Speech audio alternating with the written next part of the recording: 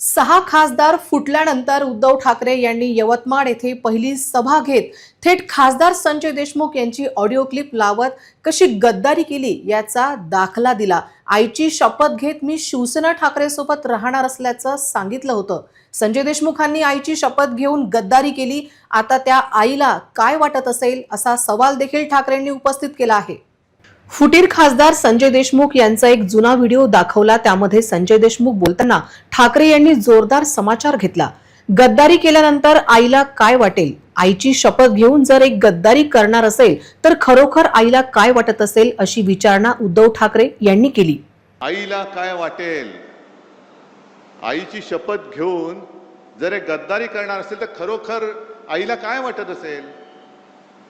आणि चूक आपल्या सगळ्यांची झाली, विशेषतः माझी झाली। आईची शपथ घेतल्यानंतर ह्यांनी पूर्वी एकदा आपल्याशी गद्दारी केली होतीच, तरी परत आले। आणि परत आल्यानंतर तुम्ही आता या टेपमध्ये ऐकलं असेल की जेव्हा कोणी संकटात, अरे एवढे शिवसैनिक असताना शिवसेनेवरती संकट येऊच शकत नाही, तुझी काळजी कर, माझी करू नकोस। महाराष्ट्राने मोदींच्या भाजपला आडवा करून त्यांच्या छाताडावरती हक्काचे शिवसेनेचे आणि महाविकास आघाडीचे 31 खासदार बसवले होते। कुठे गेली ती मोदींची लाट आणि विकास निधी?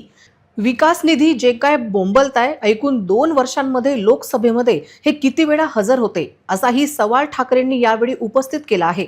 रेशन कार्ड, आधार कार्ड, पॅन कार्ड, आता पासपोर्ट, हे तुमचं भारतीय नागरिकत्वाचा दाखला धरला जाणार नाही। मग काय करणार? भाजपचं सदस्यत्व एवढंच तुम्ही धरणार? आम्ही नाही आहोत भाजपचं सदस्य, कारण हा भारतीय जनता पक्ष नाहीच आहे।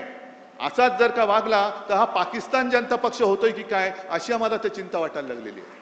भाजपवर थेट निशाणा साधत उद्धव ठाकरे म्हणाले, आज देशात राम मंदिराच्या दानपेटीतील पैसे चोरले जात आहेत।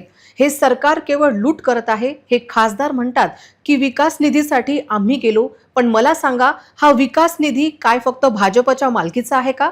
तो जनतेच्या हक्काचा पैसा आहे। 6 खासदारांच्या बंडानंतर विदर्भातील पहिल्याच सभेत उद्धव ठाकरे यांनी बंडखोरांना थेट गाडण्याचा इशारा दिला असून या सभेला शिवसैनिकांनी अलोट गर्दी केली होती। आम्हाला आता भाजपा मुक्त राम पाहिजे आणि त्याच्यासाठी शिवसेना लवकर आंदोलनाला सुरुवात करणार आहे। भाजप मुक्त राम, जो एक विळखा या भोंदूंच्या गरड्यामध्ये राम आमचा प्रभू श्रीराम सापडलेला आहे, त्या श्रीरामाला त्या भोंदू हिंदूंकडनं सोडवण्यासाठी शिवसेना पुढाकार घेईल आणि शिवसेना पहिली ठिणगी महाराष्ट्रामध्ये टाकेल। उद्धव ठाकरे यांच्या यवतमाळ येथील जाहीर सभेत खासदार संजय राऊत यांनी बंडखोर खासदारांसह भाजपवर जोरदार टीका केली। राम मंदिर चोरीत 2000 कोटी असल्याचा दावा संजय राऊत यांनी केला। राम मंदिराच्या दानपेटीतले 2000 कोटी रुपये ज्या मोदीच्या लोकांनी चोरले, त्या मोदींचे बूट चाटायला हे गेले। तर देशमुखला जाऊन सांगा, ही शिवसेना आहे आणि शिवसेना कधी संपत नसते।